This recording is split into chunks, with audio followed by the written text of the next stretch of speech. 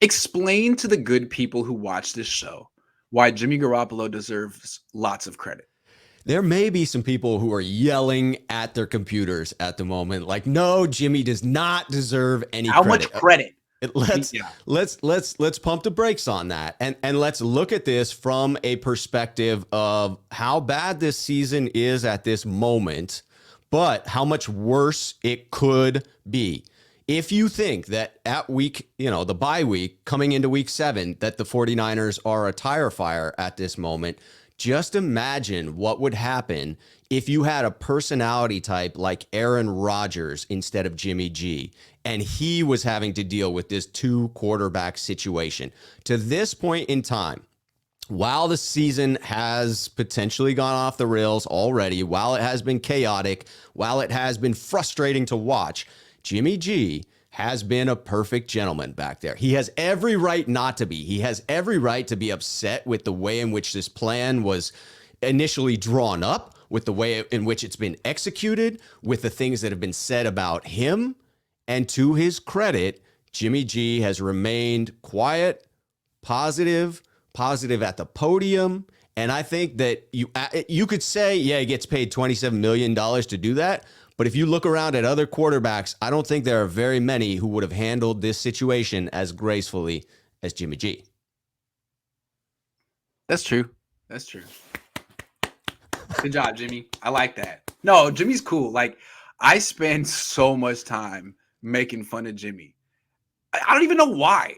I don't even know him. And I would imagine, like, if you ran into Jimmy at the club in Chicago and you were just chilling the VIP and he happened to be right next to you and you were like, man, what's up, dude? How you doing? You were just kicking it, chilling.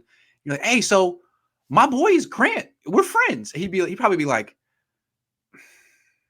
all right, I don't want to talk to you anymore. And that'd be fair because I kind of make a living just ripping on the dude. Sure. But in the group interviews that he does every Wednesday, I always ask him a few questions, and he knows exactly who I am. He looks me in the eye, and he answers extremely professionally. And it's like, I appreciate that. He's above it. He's very above it, and I appreciate his gentlemanness.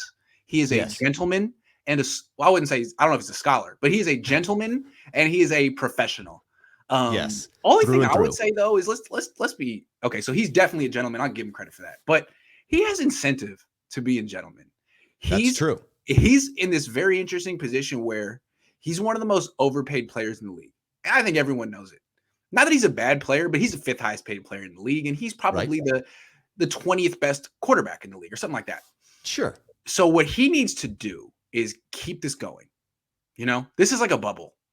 Keep this going because he's on track to get 27 million next year too. And so how do you keep this going? Be a good soldier, be a gentleman, be a professional. Hey, it's out of my control. All I can do is show up and do what I can and support Trey and be, you know what I'm saying? Because as soon as you start being a malcontent, although I don't know, with a face like that, people give you second and third chances. But as soon as you start being a malcontent, people start looking at you like, well, how about all that money they gave you? I mean, what about you? So I do think it's in his interest to be a gentleman, but I also think it's in his nature to be a gentleman.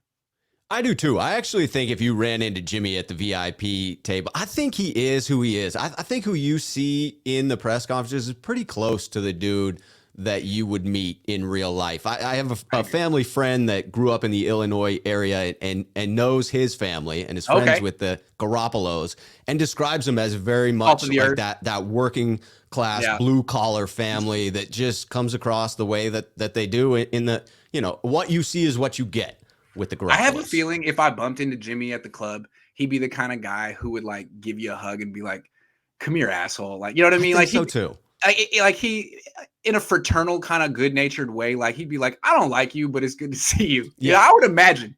That's the kind of vibe he gives. And I love people like that. I really do. You have to respect it, right? Yeah. I mean, because you have you're set up to be the other guy. You're set up to be the a-hole. No question. Right. People wouldn't fault you if you were upset, if you took the Aaron Rodgers type of attitude. Because I'm not trying to be Jimmy's friend. Snarky. I'm not trying to be Jimmy's friend. But could you imagine what this tire fire would look like if he just rolled his eyes a couple of times when asked about how this offense works with Trey coming in? Well, that's what I wanted to say. I'm not so against I feel like sometimes he's being too much of a gentleman. Because again, we grew up in the 90s watching Steve Young. How would Steve Young handle this? Let's say, Interesting. okay, so Jimmy's 29 right now, right? Yep. 29.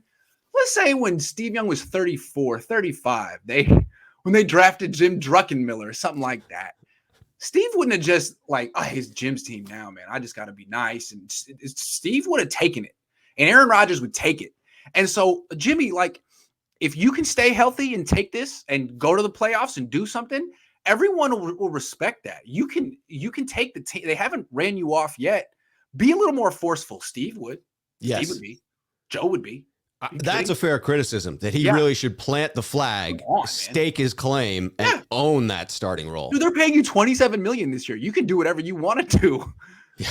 They're not paying Kyle that much. No.